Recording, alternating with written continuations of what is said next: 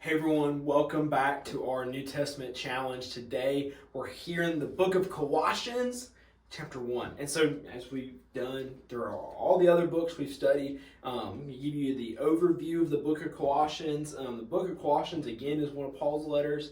He's writing to the church at Colossae.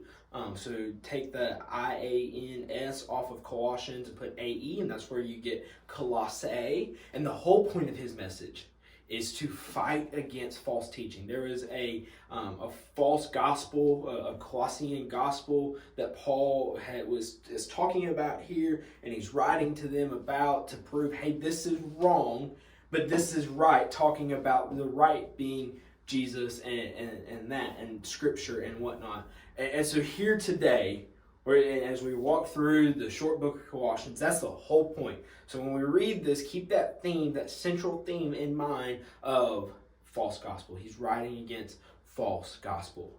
And I think it's funny because, Paul's writing against false gospel here, not long after Jesus has ascended into heaven, and we still fight those battles today.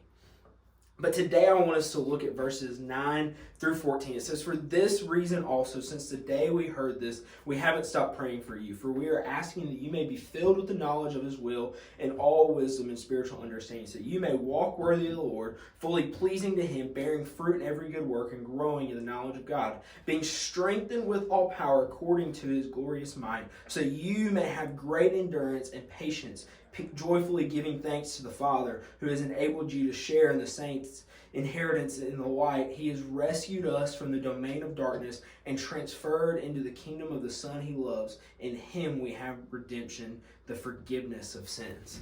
And so Paul is saying, hey, I've been praying for you this.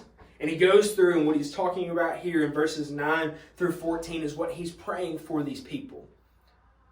But this prayer that Paul is talking, and he's telling them that this is what he's writing about, I love, because this is what we need to be praying for ourselves.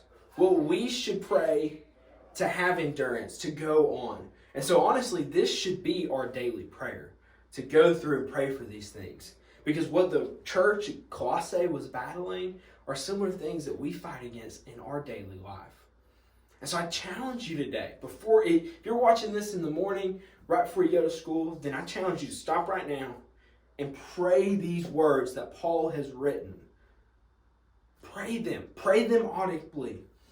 Say, God, I pray and ask you, fill me with the knowledge of your will and wisdom and spiritual understanding. And I just challenge you to pray that, so that you will be filled and covered with the Spirit before you walk through your day. Hope you have a great rest of your day.